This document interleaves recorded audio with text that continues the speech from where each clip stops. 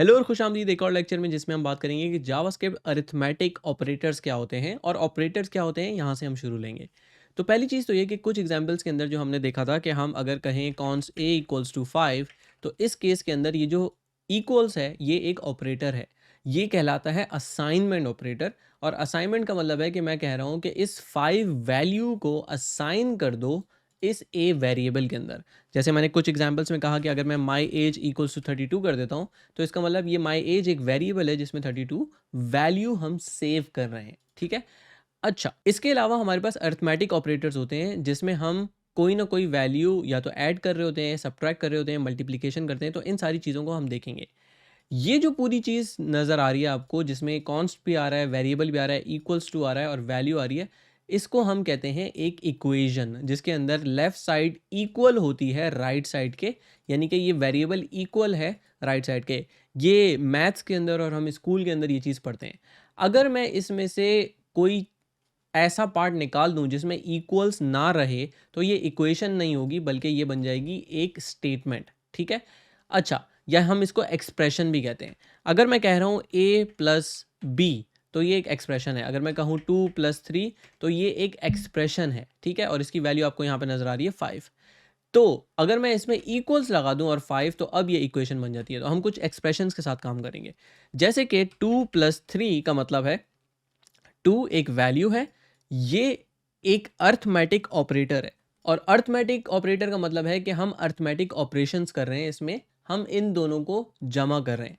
तो पहला ऑपरेटर जो है वो प्लस है, दूसरा ऑपरेटर जो है वो है माइनस का। अगर हम 2 में से 3 माइनस करेंगे तो -1 आएगा। अगर हम 3 में से 2 माइनस करेंगे तो +1 आएगा। अगर मैं 5 में से 2 माइनस कर रहा हूँ तो 3 आएगा। तो ये सब्ट्रैक्शन का ऑपरेटर इस्तेमाल होता है, जिसको आप कहीं भी यूज़ कर सकते हो। अच्छा, ये जो वैल्यू हम ले रहे हैं इस एक्सप्रेशन से, इसको हम किसी चीज़ में असाइन कर सकते हैं, किसी वेरिएबल में असाइन कर सकते हैं, ताकि हम उसको आगे इस्तेमाल कर सकें।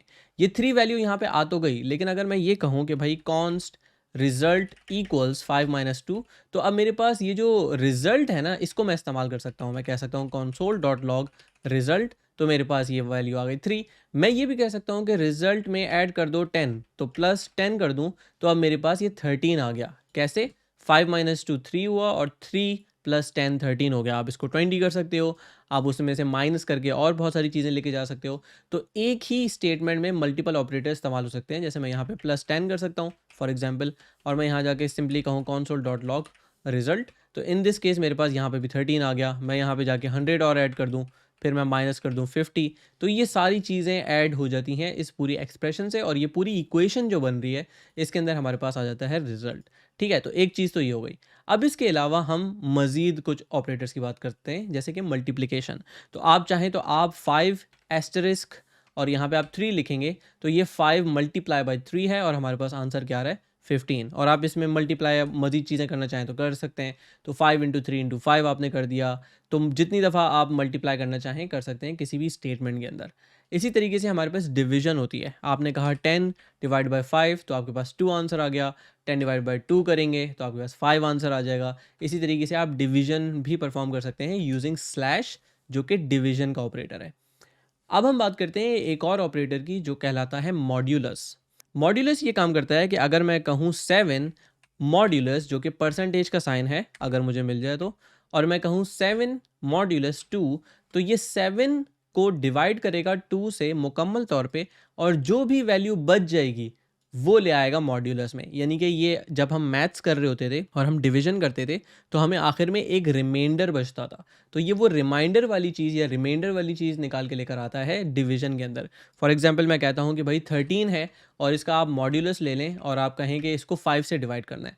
तो अगर मैं 5 ले आऊँगा तो मेरे पास 3 बचेगा, क्योंकि जो इसमें से डिवीजन होके आएगा वो ये आएगा 5 2 10, और जो बचा वो 3, तो मेरे पास यहाँ पे 3 आ गया। तो मॉड्यूलस ये काम करता है कि इस वैल्यू को इस वैल्यू से डिवाइड करेगा और जो भी आंसर बचेगा वो वापस लाएगा। अगले जो 2 ऑपरेटर हैं इसमें हम इस्तेमाल करेंगे एक्सपोनेंशिएशन, और दूसरा जो होगा वो होगा इंक्रीमेंट और डिक्रीमेंट। तो अगर मैं कह रहा हूँ 2 की पावर 4, यानी कि 4 × 2, तो मैं कह सकता हूँ 2 × 2 × 2 × 2, हम कहते हैं 2 ⁴ अगर मैं ये काम कर रहा हूँ तो मैं इसको इस तरीके से भी लिख सकता हूँ, और मैं इसको इस तरीके से भी लिख सकता हूँ कि मैं कहूँ 2 एस्टेरिस्क एस्टेरिस्क और यहाँ पे मैं कहूँ 4, तो इसका एग्जैक्टली मतलब यही है 2 टू द पावर 4, जिसकी वैल्यू हमारे पास आ जाती है 16। ठीक है, अब आप इसको चाहें तो किसी भी तरीके से आगे लेके चल सकते हैं। आप इसको कहें 2 टू द पावर 6 तो हमारे पास 64 आ जाएगा, 7 करेंगे तो हमारे पास 128 आ जाएगा, आप 8 करेंगे तो 256 आ जाएगा और इस तरह आगे चलता रहेगा। ठीक है, तो आई होप कि ये पावर वाली चीज़ आपको समझ आ गई होगी। अब हम बात करते हैं इंक्रीमेंट और डिक्रीमेंट की। इंक्रीमेंट के लिए हम किसी न किसी वेरिएबल को इस्तेमाल कर सकते हैं। फॉर एग्जांपल मैं कहूँ लेट c इक्वल्स टू 5। अगर मैं यहाँ जाके कहूँ c प्लस प्लस, जो कि एक प्रोग्रामिंग लैंग्वेज का भी नाम है, लेकिन अगर मैं c प्लस प्लस करके इसको कॉन्सोल लॉग करूँगा तो मेरे पास एक डिफरेंट चीज़ आएगी। अगर मैं यहाँ जाके कहूँ अब कॉन्सोल डॉट लॉग c, तो आप देख रहे हैं जो वैल्यू आ रही है यहाँ पे वो आ रही है 6। क्यों? क्योंकि शुरू में इसकी वैल्यू 5 थी। जब हम प्लस प्लस करते हैं तो इसका मतलब है हम इसी वैल्यू के अंदर एक का इजाफा करेंगे तो हमारे पास ये 6 हो गया। अगर मैं इस लाइन को मल्टीपल दफ़ा लिखूं तो अब ये 7 हो जाएगा, अब ये 8 हो जाएगा, अब ये 9 हो जाएगा, क्योंकि हर दफ़ा जब हम C प्लस प्लस लिखते हैं तो उससे एक नंबर वैल्यू बढ़ जाती है जो भी उसकी करंट वैल्यू है। तो ये 5 से 6 हुआ, 6 से 7, 7 से 8 और 8 से 9 और हमारे पास जो वैल्यू आई वो 9 की आ गई।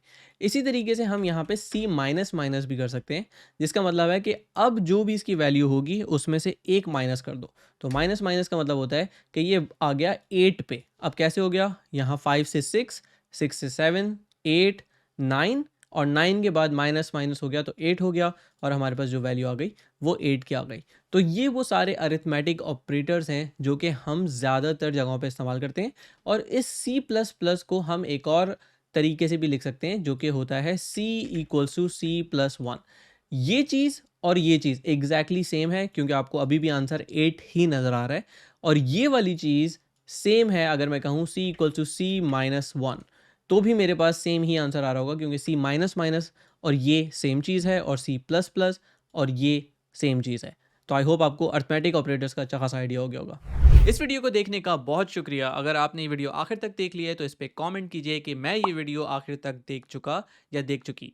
ये कोर्स बिल्कुल मुफ्त है, तो आपके कमेंट से इस वीडियो को आगे तक पहुंचने में बहुत ज़्यादा हेल्प होगी। तो इस वीडियो को यहीं पर ख़त्म करते हैं। आप यहाँ पे देख सकते हैं अगली वीडियो। तो मैं आपसे मिलता हूँ अगली वीडियो में।